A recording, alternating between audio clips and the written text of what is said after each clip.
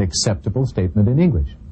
Now, how about if we try and group sentences that convey specific meanings into a mathematical pattern, not only controlling the count of total letters, but also the count of specific letters within words?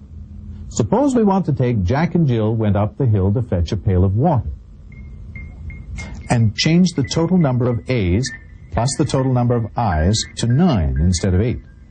There are 7 words containing the letters A and I that make perfect English and cannot be changed. So we can only try and change the rest of the words, but this will again convey a different meaning to the sentence. It quickly becomes apparent that changing this structure to fit a pattern is almost impossible for just one sentence. Prepare for the shock.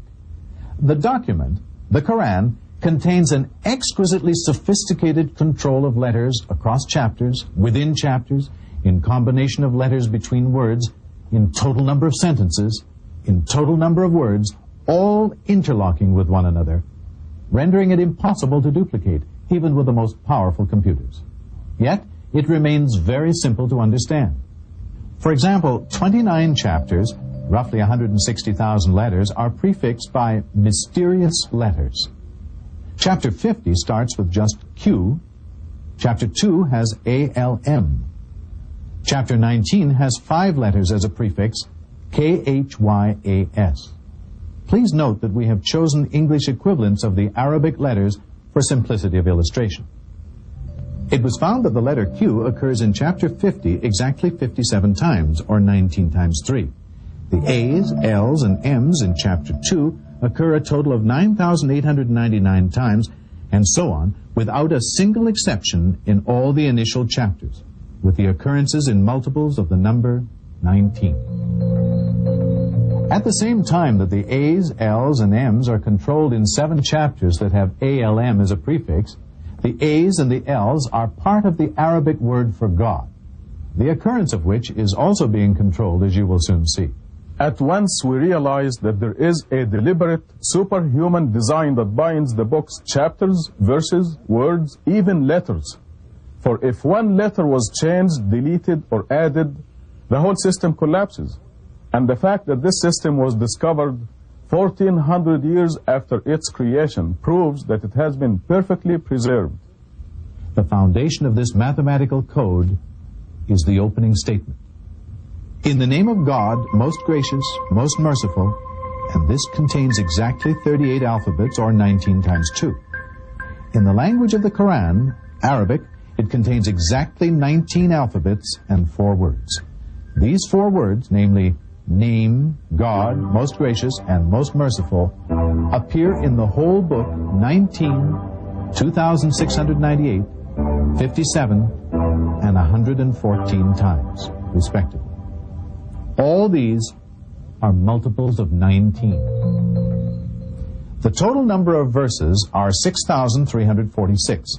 The total chapters are 114. Again, multiples of 19. We are beginning to see that this unique code must have been pretty difficult to construct.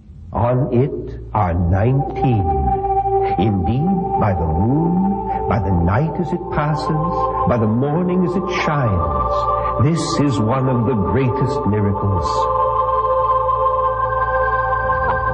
Greatest miracle indeed. And now we realize that 19 is the Creator's signature on everything He created. For example, you and I have 209 bones in our bodies, 19 times 11. A full-term fetus remains in the mother's womb 266 days, 19 times 14. The sun, the moon, the earth line up in the same position every 19 years, and on and on and on. The viewer may wonder, why 19? Well, using our ancestral system of numerology, the Arabic and Hebrew word for 1 has a value of 19. And this is what the message of Quran is. 1. One God and one brotherhood of nations under God. The Quran was written under God's direction. One thing is clear.